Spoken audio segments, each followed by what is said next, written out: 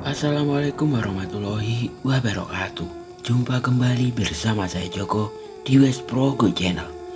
Untuk cerita kali ini akan melanjutkan cerita Dendam Patung Arwah bagian terakhir yang merupakan Dananda Jaya series karya Dioseta. Sebelum ke cerita, jangan lupa subscribe channel ini dan nyalakan tanda notifikasi agar channel ini terus berkembang dan selalu update cerita dari saya. Bagi teman-teman yang ingin membacanya langsung ceritanya, linknya di kolom deskripsi. Langsung saja kita dengarkan ceritanya, masih dari sudut pandang Cayo. Perasaan yang hangat seolah menyelimuti seluruh tubuhku. Aku mengenal perasaan ini. Ini pasti api dari keris Sukageni milik Pak Lik. Aku merasakan lukaku mulai menutup dan tenagaku berangsur-angsur pulih. Perlahan aku pun mulai membuka mata dan merasakan rintik-rintik hujan yang membasahi tubuhku. Prak! Terdengar suara seseorang terbanting ke pepohonan yang mulai tumbang. Tubuhnya terselimuti geni barloka Pak Lik sehingga kembali bangkit. Di sisi lain, terlihat beberapa orang masih bertarung. Ada sebuah pusaka yang digenggam oleh Mas Jagat. Ia tidak lagi menahan batas antar dimensi seperti tadi. Dengan ajian batu geni, ia menguatkan pusaka itu dan melemparkannya ke arah Kiluang. Tunggu, itu bukan Kiluang. Mereka sedang bertarung melawan Wanasura. Aku memaksakan diriku untuk berdiri. Wanasura dengan tubuh yang lebih besar dan mengerikan dari Kiluang kini mengamuk tanpa arah dan semua sedang berusaha menghentikannya. Bulu emas yang mulai menghitam, ia termakan oleh amarahnya. Wanasura! Aku berjalan tertatih mendekati sahabatku itu. Mengetahui aku telah tersadar, Danan segera menghampiriku dan menahanku. Jangan dulu, Jul. Dia masih tidak bisa mengenali siapapun, ucap Danan. Kenapa bisa begini? Apa yang terjadi? Tanyaku. Danan menceritakan saat Wanasura mengetahui aku tidak sadarkan diri. Ia mengamuk dan menghajar Kiluang habis-habisan. Tidak ada sedikit pun kesempatan mereka untuk menginstruksinya. Makhluk yang sedari tadi menyusahkan dan hampir membunuh kami tidak berkutik oleh serangan Wanasura. Sayangnya emosinya semakin memuncak dan menghancurkan apapun yang ada di sekitarnya. Mereka hanya bisa melindungi diri hingga akhirnya seluruh tubuh Kiluang hancur remuk. Tapi Wanasura masih belum berhenti. Ia mengamuk, membabi buta, dan serangannya hampir menyelakai mereka semua. Kini mereka mencari cara untuk menghentikan Wanasura dari amukannya. Tidak, aku harus ke sana, ucapku. Danan mencoba menahanku. Tidak, ia tahu bahwa ia tidak bisa menahanku. Raut wajahnya lebih seolah memastikanku. Apakah yakin dengan keputusanku? Aku tenang, Nan. Aku bukan ke sana dengan membawa emosi, ucapku. Danan pun mengerti. Ia berpindah posisi dari yang sebelumnya di depan, mencoba menghadangku. Kini ia berada di sampingku. Ya sudah, ayo, ucap Danan. Kami berdua berlari menghindari pepohonan yang berterbangan karena amukan Wanasura. Saat di bawah Wanasura, aku merasa aman dan siap menghadapi siapa saja. Tapi memandang Wanasura sebesar bukit sebagai lawan benar-benar membuatku tidak berhenti gemetar. Sukma Wanasura terhubung dengan Kliwon. Jadi dia akan tetap selamat bila kekuatannya habis dan kesadarannya terhubung denganku. Bila aku bisa menyatukan kembali, seharusnya ia bisa mengendalikan diri, ucapku. Apa yang harus kita lakukan? Tanya Danan. Pusaka bisu batu itu adalah salah satu kunci ajian Triwikrama. Ia menyatukan ayat aksara yang dimiliki oleh makhluk-makhluk yang memiliki hubungan dengan kedewaan. Jelasku. Itu belum menjawab, Jul. Balas Danan. Mungkin ada dua cara. Yang pertama, melepas pisau batu itu dari Wanasura, atau beri waktu aku untuk menyadarkannya. Balasku. Aku berkata seperti itu, namun aku tidak tahu pasti apakah kami bisa berhasil. Aku punya ide. Kita gunakan cara kedua, ucap Danan. Danan mengajakku berlari menuju Pak Lek. Pak Lek, titip ya. Teriak Danan yang segera menggunakan kekuatan keris raga sukmanya untuk memisahkan sukmanya dari dirinya. Kue ki arep ngopo tonan? Tanya aku bingung. Mungkin cara ini bisa memberimu waktu, ucap Danan. Ia menceritakan rencananya dan memanfaatkan wujud sukmanya. Selama ini, Wanasura adalah wujud roh yang menampung tubuhku. Tapi sekarang, Wanasura mempunyai tubuh Triwikarma yang dibentuk oleh pusaka bisu batu itu. Kita pernah dengar manusia kesurupan roh monyet kan? Nah, sekarang kamu bisa lihat monyet kesurupan manusia, ucap Danan yang segera melayang mendekat ke arah Wanasura. Danan, yang bener aja kamu, teriakku. Bilang kalau kamu sudah siap, teriak Danan dari atas langit yang tengah mengunci posisi ubun-ubun Wanasura. Nyai Sendang Rangu mendekat Danan. Sepertinya ia membaca maksud Danan dan memberikan kekuatan untuk menjaga kesadarannya. Wanasura!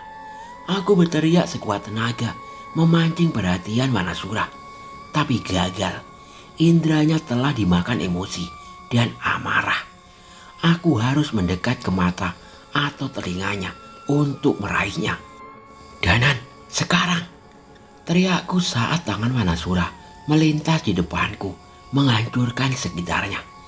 Danan merasuk ke tubuh Triwikarma Wanasura. Seketika Wanasura terdiam tidak bergerak. Cepat Manjul! Teriak Wanasura dengan suara menyerupai Danan.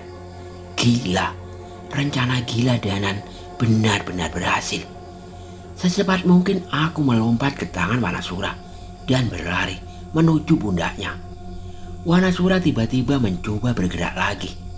Tenang Wanasura, ini aku Danan, ucap Danan yang berusaha menenangkan sukma Wanasura yang tertutup amarah.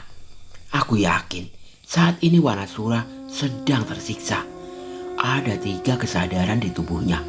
Danan, pusaka bisu batu, dan kesadarannya sendiri. Aku mendekat ke telinganya dan berteriak. Wanasura, kembali, ucapku. Mata Wanasura sedikit berkedut. Sepertinya aku berhasil memancing kesadarannya. Tapi itu tidak cukup. Mas Cahyo, hati-hati, teriak Dirga dari jauh. Danan memang hebat. Sepertinya ia benar-benar bisa menenangkan sukma Wanasura dari dalam. Kini aku harus bisa memancing ingatannya agar bisa mengalahkan emosinya. Danan, cukup. Lepaskan sukma Wanasura sekarang, pintaku. Kamu serius? Jangan nekat. Danan bingung. Iya, pasti berhasil, jawabku. Danan pun terpental meninggalkan tubuh Wanasura. Sukmanya terlihat lemah, merasuki tubuh Triwikarma Wanasura. Benar-benar berbahaya. Terlambat sedikit saja, mungkin aku sudah membunuh Danan. Yang nekat itu kamu, Nan, teriakku. Aku pun menaiki kepala Wanasura dan mendekat ke arah hidungnya. Wanasura kembali bangkit, tapi sebelum menjatuhkanku, aku mengikat hidungnya dengan sarung pusaka kebanggaan milikku. Sadar, mau kelewatan pisang bodar lagi, teriakku sembari membiarkan Wanasura merasakan keberadaanku dahulu. Wanasura mendadak mencoba berdiri. Ia menatap sekitar dan mendapatiku ada di depan matanya. Air mata Wanasura menetes. Aku merasakan apa yang ia rasakan saat itu. Ia merasakan sebuah kesedihan saat melihatku dalam bahaya. Saat seharusnya menolongku, ajian ini malah memilih mengajaknya untuk mengamuk, membalaskan dendamnya. Hasilnya Wanasura malah melukai teman-temanku yang ada di sini. Sudah, kita hentikan. Kita tidak akan menggunakan ajian ini lagi, ucapku sembari memegangi dahi Wanasura. Bulu hitam Wanasura kembali menghilang. Cahaya emas di bulunya kembali bersinar. Namun itu hanya sesaat. Maaf, hampir saja aku membunuh kalian. Terdengar suara pusaka bisu batu itu yang juga mendapatkan kesadarannya. Tubuh Wanasura kembali perlahan ke ukuran semula. Tidak, ia semakin mengecil dan sukmanya mulai pudar. Wanasura, kamu, aku pun panik. Energi Wanasura perlahan mulai menghilang. Aku melihat wujudnya yang semakin memudar seolah akan sirna. Apa ini? Apaan ini? Tanyaku pada sosok bisu batu yang baru saja tergeletak setelah terpisah dari Wanasura. Tidak ada jawaban apapun. Di hadapanku saat ini hanya bayangan Wanasura yang mulai memudar. Aku melihat Wanasura merasakan senyumnya dan terus menatapku. Jangan. Aku tidak mampu berkata apa-apa saat itu. Aku takut apa yang kupikirkan terjadi. Tubuh Danan datang mendekat ke arahku dan mengambil pusaka bisu batu itu dari tanah. Dia tidak mati, sukmanya melemah hingga titik terendah. Tapi ada Wanasudra yang menjaganya. Bukankah aku sudah menjelaskan risiko itu? Ucap tubuh Danan yang ternyata dikendalikan oleh pusaka bisu batu itu. Sukma Danan mendekat. Ia menyaksikan perbincangan kami di situ. Berarti Wanasura masih hidup? Tanyaku. Ia mengangguk. Namun tidak lama tiba-tiba ia terjatuh. Maafkan saya. Seharusnya saya tidak membuka ilmu itu, ucapnya. Bukan, itu semua keputusanku, balasku. Sama seperti Wanasura, sukmaku pun habis. Sampai kekuatanku kembali lagi. Aku hanya akan menjadi batu, tidak berguna seperti sebelumnya, ucapnya. Istirahatlah yang tenang. Tidak ada dari kami yang menyalahkanmu, ucap Danan. Sukma pusaka itu pun kembali ke wujud pisau batu dan tidak lagi memunculkan energi sebuah pusaka. Danan segera kembali ke tubuhnya. Ia menyerahkan pisau batu itu kepadaku untuk disimpan. Apa sudah selesai? Tanyaku yang mulai merasa tenang. Danan ingin menjawab pertanyaanku. Tapi saat kami melihat ke sekeliling kami, keadaan tidak seindah itu. Pak Lik, Abah, Raden Topo, Dirga, dan Mas Jagat sedang menatap ke satu arah. Kiluang, ia masih hidup. Tubuh raksasa Kiluang sudah hancur berantakan. Pak Lik sudah membakar sebagian dari puing tubuhnya. Tapi dendam Kiluang masih belum reda. Pengikut Doro Kasmolo yang masih penyembahnya mengalirkan kekuatan hitam yang memakan umur pengikutnya. Walau tidak sebesar tadi, ia masih berwujud makhluk yang mengerikan. Abah mengerti, Kiluang tidak akan bisa mati bila masih memiliki penyembahnya. Ia bisa bangkit dan terus bangkit, jelas Abah. Maksudnya dia abadi? Tanya Danan. Abah menggeleng. Tidak, bila pengikutnya sudah tidak ada, ia bisa dikalahkan. Aku berpikir tidak mungkin kami kembali ke alam manusia dan mencari semua pengikutnya untuk mengalahkannya. Dendamnya begitu mengerikan. Bahkan ia mengumpulkan anak-anak cacat untuk dijadikan patung penjaga, ucap Dirga. Raden Topo mengeritkan dahinya dan menatap ke arah Dirga. Anak cacat? Kiluang mengumpulkan anak-anak cacat? Tanya Raden Topo. Benar, sadis. Dia membuat patung yang mirip anak itu, membunuhnya dan memasukkan rohnya ke patung itu, jelas Dirga. Raden Topo berpikir sejenak. ia sempat mengingat sesuatu yang sepertinya masih samar. "Mungkin kita bisa memanfaatkan ini," ucap Raden Topo. Raden Topo bercerita tentang kisah masa lalu, tentang anak-anak cacat yang dibuang oleh orang tuanya. Mereka dibuang di hutan yang penuh dengan binatang buas. Semua orang mengira mereka akan mati di hutan belantara. Tapi siapa sangka suatu ketika beberapa warga melihat anak itu masih hidup dan terawat. Ada seseorang yang merawat anak-anak itu. Bagaimana kalau Ki Luwang tidak membunuhnya? Ia merawatnya sebagai pengganti anaknya, tanya Raden Topo. Tidak mungkin. Bagian tubuh mereka dimasukkan ke dalam patung dan rohnya diikat di sana, bantah Dirga. Itu karena Ki Luwang tidak ingin kehilangan anaknya lagi. Oleh karena itu, ia menggunakan cara gila, jelas Raden Topo. Aku sama sekali tidak mengerti maksud Raden Topo. Apa hubungannya cerita itu dengan pertarungan ini? Kalau dugaanku benar, mungkin saja anak-anak itu bisa menenangkan Ki Luwang, ucap Raden Topo. Tapi mereka sudah kami tenangkan, Raden, balas Jagat menjelaskan. Raden Topo menghela napasnya sejenak dan menatap ke keris dasa sukma milik Dirga. Roh anak itu kalian tenangkan, tapi seharusnya mereka belum bisa kembali ke alam sana karena terikat dengan Ki Luwang, jawabnya.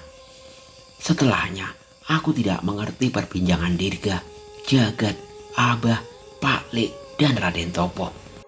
Aku dan Danan memilih untuk mengawasi Ki Luwang yang tengah memulihkan dirinya.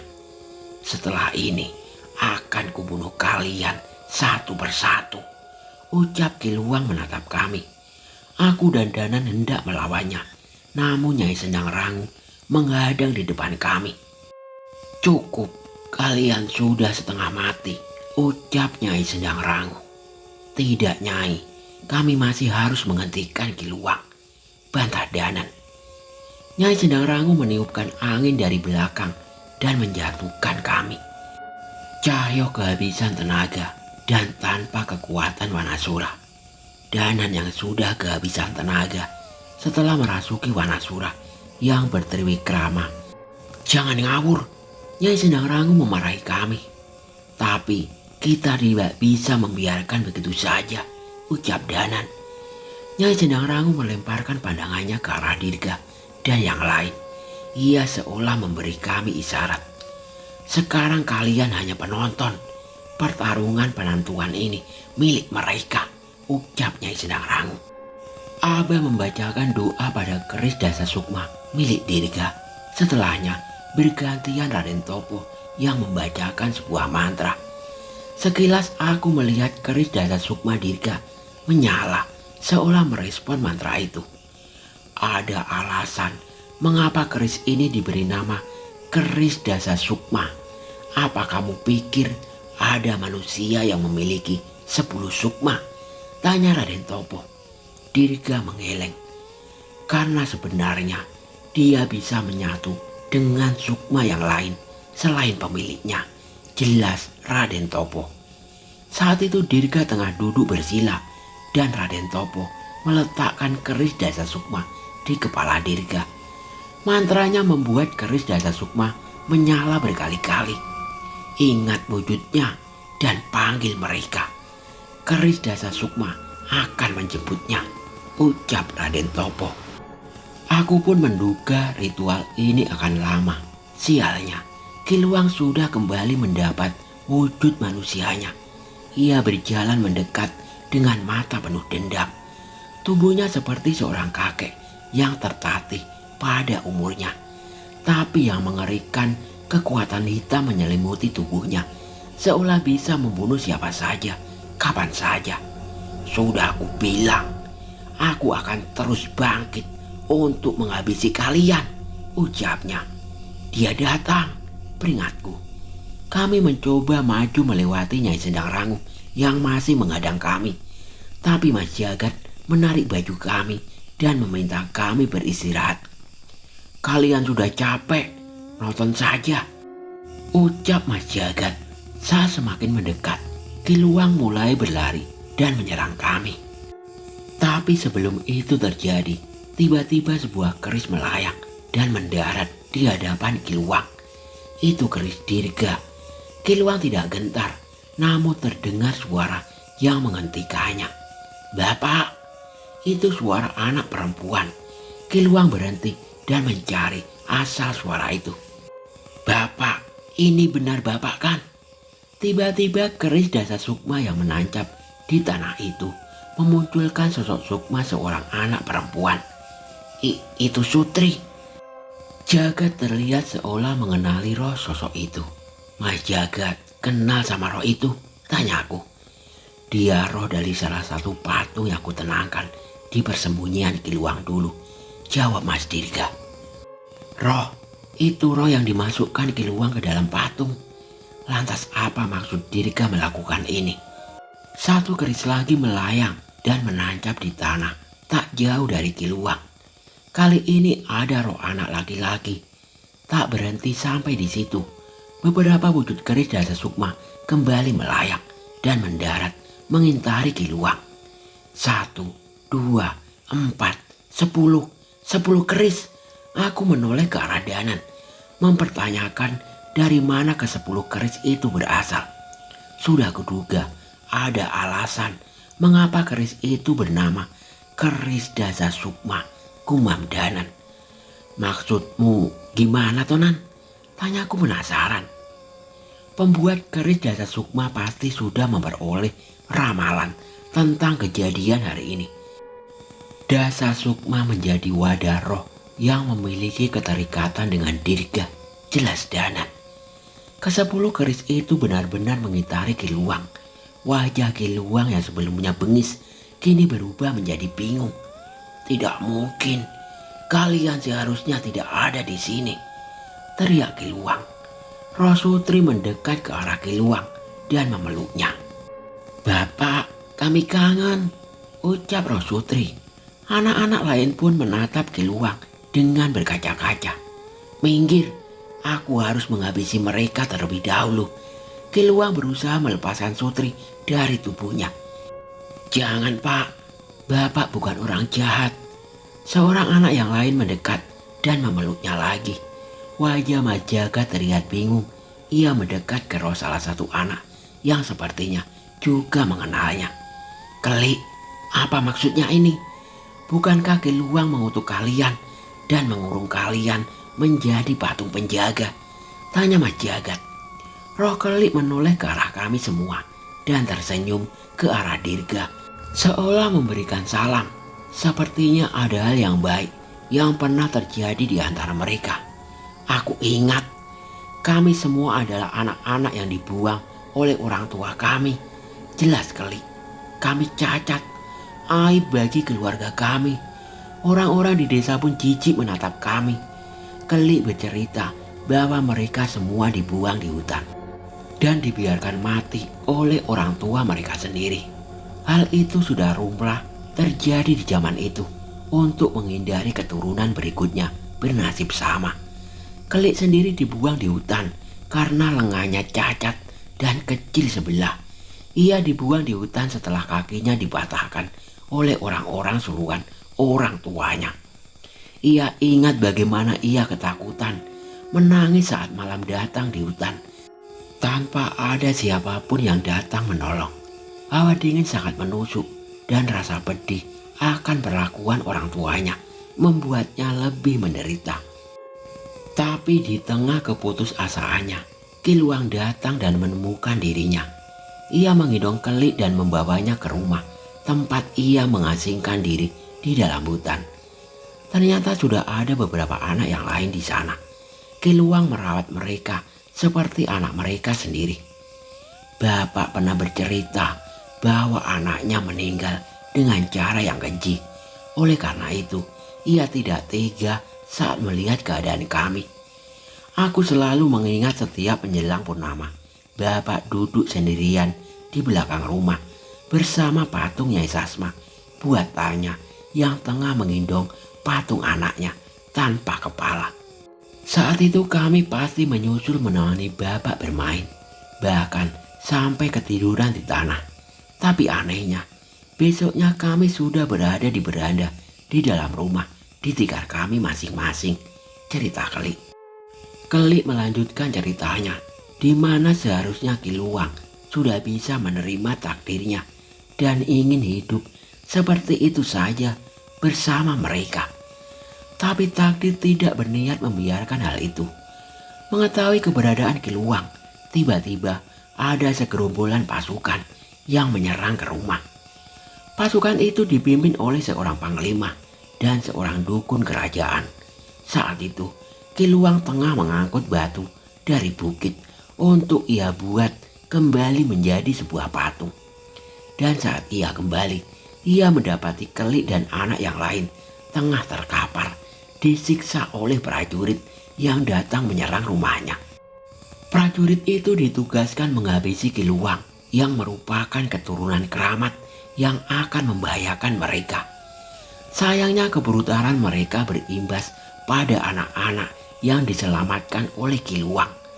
Anak-anak itu lebih berguna bila menjadi tumbalku. Kelik mencontohkan ucapan seorang dukun yang menyerang rumah Kiluang. Saat itu Kiluang yang tertangkap melihat dengan mata kepalanya sendiri anak-anak dihabisi oleh prajurit-prajurit itu. Kepala anak itu dibawa oleh prajurit itu untuk ditumbalkan. Saat itu hanya kepala Kelik yang tersisa dikarenakan ada cacat di wajahnya. Kiluang begitu marah. Saat itulah ia tahu bahwa ia memiliki kemampuan mematikan yang membuat orang-orang takut. Sebuah kemampuan dari garis keturunannya, Trawarnuguni.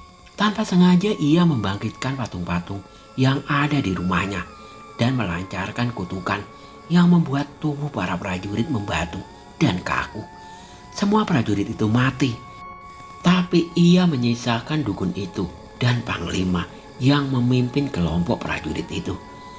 Kiluang yang sudah kehilangan akal sehatnya memenggal dukun itu dan membedah tubuhnya. Ia menjadikan organ dan tulang belulangnya menjadi bahan patung dan menciptakan patung berkepala kambing Doro Kasmolo. Sang panglima juga bernasib sama. Ia menyatukan semua roh prajurit dan panglima itu menjadi sebuah patung agar rohnya saling bertarung menguasai tubuh patung itu. Sebuah patung yang dinamai dengan nama Raden Rogo Biriono. Tak mampu menemukan kepala anak-anak yang sudah dibawa pergi. Kiluang pun khawatir bila roh anak-anak tersiksa dan dijadikan tumbal. Ia pun memutuskan menarik roh anak-anak itu menggunakan bagian tubuhnya dan menjadikan patung agar tidak menjadi tumbal kerajaan. Saat itu hanya Keliklah yang tubuhnya masih memiliki kepala untuk mengingat semua kejadian ini. Sejak saat itu, Kiluang menjadi sosok yang tidak berperasaan. Ia memburu prajurit dan keturunan Dharma Wijaya yang masuk ke hutan dan membangun rencana untuk menghabisi seluruh keturunannya setelah ia mati. Kisah dari Kelik benar-benar membuat aku dan Danan menahan napas. Sebelum menjadi setan mengerikan, ternyata Kiluang adalah korban kebuasan zaman saat itu. Kelik yang matanya sudah berkaca-kaca pun tidak tahan untuk menghampiri sosok yang ia anggap sebagai bapak. "Sudah Pak, kita pergi. Kita bisa sama-sama lagi," ucap Kelik. "Kami sudah menunggu bapak sangat lama. Kami kira bapak akan kembali," tambah Sutri. "Enggak ada yang nyanyiin kita lagi Pak. Kalau malam, rumah di hutan itu sepi." Tatapan Kiluang berubah, dendamnya mulai pudar. Ia pun berlutut di tanah dan memeluk anak-anak itu. "Apakah kalian sudah tenang?" tanya Kiluang sembari menitikkan air mata. Anak-anak itu menggeleng. "Kami menunggu bapak," balas Sutri. "Kami bisa pergi. Seandainya bisa, kami yakin bapak akan baik-baik saja," tambah Kelik. Kiluang pun semakin menangis, memeluk anak-anak yang tubuhnya tidak sempurna itu. Ia menggeleng berkali-kali. Tidak, tidak bisa, ucapnya. Bapak tidak bisa tinggal di sini lagi tanpa kalian. Kiluang pun berdiri sambil tetap menggandeng anak-anaknya itu. Ia menatap ke arah Dirga, Abah, dan Raden Topo yang memunculkan roh anak itu dengan keris Dasa Sukma. Biarkan aku ikut bersama mereka, ucap Kiluang pada mereka bertiga. Kiluang, sudah memaafkan kami? Tanya Dirga dengan polosnya. Sekali lagi Kiluang menggeleng. Kali ini dengan tersenyum. Tradharma Wijaya tidak memiliki dosa terhadapku. Ucapan istriku benar. Prajurit Dharma Wijaya memegang teguh harga dirinya. Aku saja yang telah gelap mata dan tertutup oleh dendam. Kalau ada yang mencela Tradharma Wijaya, aku yang menjamin bahwa itu salah, ucap Kiluang yang berubah 180 derajat. Tapi Kiluang belum selesai dengan perkataannya. Saat ini aku bisa mengikhlaskan dendamku, tapi kalian juga harus berhati-hati. Mungkin saja masih ada penerus kerajaan Paku Jagar yang berniat jahat pada kalian, ucapnya. Raden Topo dan Abah mendekat ke arah Kiluang. Kami pastikan saat mereka muncul, mereka tidak akan bisa berbuat seperti yang mereka lakukan padamu, ucap Abah. Kiluang terlihat menarik napas lega dan menatap ke 10 roh yang diwadahi oleh keris Dasa Sukma itu. Biarkan aku pergi ke tempat mereka, ucap Kiluang. Raden Topo mengangguk dan menghampiri mereka. Biarkan mereka yang mengantar kepergianmu, ucap Raden Topo yang meletakkan tangannya di punggung Dirga. Dirga pun mengubah posisi tangannya. Seketika roh anak-anak itu pun tertarik ke dekat ke 10 keris Dasa Sukma itu. Keris yang menancap di tanah itu pun melayang, berputar dan menari di langit bersama ke 10 sukma anak-anak itu. Kiluang menatap mereka sambil tersenyum dan menyambut kedatangannya. Bersama anak-anak itu, ke 10 keris Dasa Sukma berganti menembus tubuh Kiluang, memurnikan dirinya yang sudah berubah menjadi setan. Tepat saat keris ke-10 menembusnya, ia pun menghilang bersama ke-10 anak yang menganggapnya sebagai seorang ayah. Aku tidak menyangka akan berakhir seperti ini. Kebencian kami akan Kiluang seketika sirna ketika mengetahui masa lalunya. Semoga saja hal baik yang ia lakukan terhadap anak-anak itu bisa membantu mengurangi dosa-dosanya. Prak! Terdengar suara pusaka yang pecah dari tangan Mas Jagat. Saat itu juga Mas Jagat membacakan sebuah ajian dan mengembalikan kami ke pelataran Wisma tempat kami berada sebelumnya. Tempat yang sebelumnya kering ini seketika menjadi basah dengan hujan Nyai Sendang Rangu. Seperti biasa, Danan terbaring di tanah menikmati rintikan hujan Nyai Sendang Rangu. Aku pun sama. Sepertinya tidak ada salahnya menikmati hujan ini sebentar setelah pertarungan yang menguras perasaan tadi. Sekilas aku melihat Pak Lek menghampiri Dirga yang tengah kehabisan tenaga. Ia menggotong tubuhnya dan menghangatkan tubuhnya dengan api dari keris Sukma Geni. Mas Jagat masih termenung meratapi banyaknya pusaka yang ia hancurkan. Tapi saat itu Teh Siti menghampirinya dan mengajaknya untuk berteduh. Nyai Sendang Rangu tidak pergi, tapi sepertinya ada suatu hal yang ingin disampaikan olehnya. Cahaya dari prasasti itu tidak berhenti berbinar, ucap Nyai Sendang Rangu. Benar juga, salah satu dari cahaya itu berasal dari alas Sewu Lelembut yang berbatasan dengan desa Gandurejo. Apa itu pertanda khusus, Nyai? Tanya Danan penasaran. Prasasti itu menjaga sesuatu. Ada hutan terlarang yang tertutup dimasuki oleh siapapun. Tapi ketika ketujuh prasasti itu bersinar, itu menandakan ada yang berusaha membuka hutan ini. Jelas Nyai Sendang Rangu. Apa itu berbahaya? Tanyaku. Nyai Sendang Rangu mengangguk. Sayangnya ia tidak bisa menceritakan lebih jauh. Menurutnya ia sendiri belum mengetahui apa yang terjadi di hutan tertutup itu. Bersiaplah akan sesuatu yang lebih besar lagi. Mungkin saja kalian akan membutuhkan pihak lain. Jelas Nyai Sendang Rangu yang menghilang bersama rintikan hujan yang ia bawa. Aku saling bertatapan dengan Danan. Baru saja kami selesai menghadapi pertarungan yang mengerikan. Kini Nyai Sendang Rangu sudah meminta kami untuk bersiap akan sesuatu yang lebih besar. Semoga saja kami memiliki waktu untuk melatih diri dan iman kami sebelum waktu bencana itu tiba. Sudah beberapa hari setelah pertarungan itu berlalu, kami pun kembali ke rumah Abah. Tepat motorku masih dititipkan. Kali ini tidak seperti sebelumnya. Aku, Danan dan Dirga benar-benar menikmati pasar malam tanpa adanya gangguan. Seperti kesurupan, Danan tidak henti-hentinya berkeliling mencari jajanan yang bahkan sudah hampir tidak muat di mulutnya. Nan, sing genah kue, mangan apa kesetanan? Tanyaku. Ngelih, kue lali, aku poso pirang dino pas dadi patung, ucap Danan.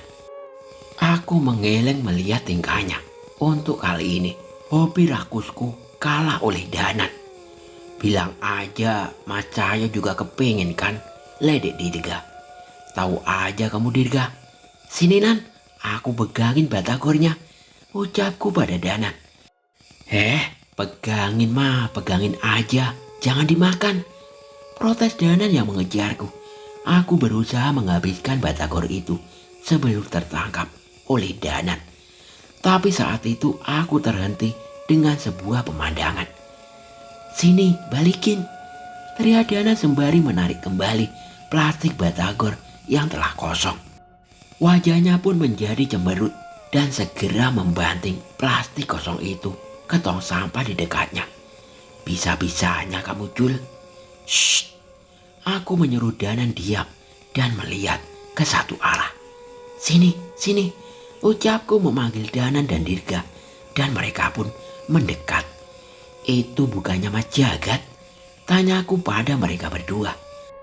Mereka pun melihat ke arahku, memandang dan menemui Mas Jagat yang tengah menaiki permainan biang lala pasar bersama seseorang. Itu Teh Siti kan? Tanya Dirga. Iya, nggak salah lagi, balas Danan. Kami bertiga pun saling bertatapan dan memasang senyum busuk. Tepat saat permainan yang dimainkan oleh Mas Jagat selesai, ia pun turun dengan melihat kami bertiga yang sudah menantinya dengan wajah yang siap meledek. Tadi ada yang pamit sama Dirga, mau ke acara Karang Taruna Mas, teriak Dirga ke arah Danan. Wah, ternyata Karang Taruna ada di pasar malam ya, ledek Danan yang bersautan dengan ucapan Dirga. Iya, mungkin nama kegiatannya survei permainan biang lala pasar malam bersama perempuan cantik, tambahku sembari menatap Mas Jagat dan Teh Siti yang wajahnya kian merah. Kalian kenapa bisa ada di sini? Tanya Mas Jagat. Kalian kenapa bisa di sini? Ledek Dirga. Jagat pun meninggalkan Teh Siti dan bersiap mengejar Dirga. Teh Siti ditinggal. Awas, nanti nyangkol sama Danan loh, ledekku. Mas Jagat pun berhenti dan kembali. Sementara Dirga masih berusaha meledek Mas Jagat. Kami tertawa tanpa henti saat itu. Sampai tiba-tiba terdengar suara teriakan yang riuh dari rumah hantu di sana. Kesurupan, ada yang kesurupan. Kami mendengar teriakan itu dari dekat rumah hantu. Dan segera Kami pun berlari ke sana, mencari tahu apa yang terjadi. Kami khawatir apa masih ada hal yang buruk yang tertinggal di tempat itu. Saat kami mendekat dan mencoba untuk masuk, tiba-tiba kami tertahan dengan petugas yang berusaha menenangkan pengunjung. Sudah aman. Sudah ada yang membantu mengusir setannya, ucap petugas. Yang benar mas, tanya pengunjung. Iya, sudah aman. Tapi tempat ini ditutup dulu ya. Besok baru dibuka lagi, ucap petugas itu. Kami pun bernapas lega mengetahui kenyataan itu. Tapi saat kami kembali, samar-samar aku dan Danan merasakan sesuatu yang aneh melintas di dekat kami. Nan, tanyaku. Iya, rupanya Danan juga menyadarinya. Kami mencari asal sesuatu yang menggugah firasat kami. Tapi tidak ada apapun di sana. Yang terlihat hanya pengunjung biasa yang mengenakan seragam coklat. Seperti seorang guru yang melintas di dekat kami. Akhirnya kami pun menikmati pasar malam itu hingga tutup. Kami memutuskan untuk tinggal cukup lama di rumah Abah. Masih banyak yang bisa kami pelajari di tempat ini. Walau merupakan bagian dari Pulau Jawa, Tanah Pasundan ternyata memiliki banyak misteri yang jauh dari jangkauan kami.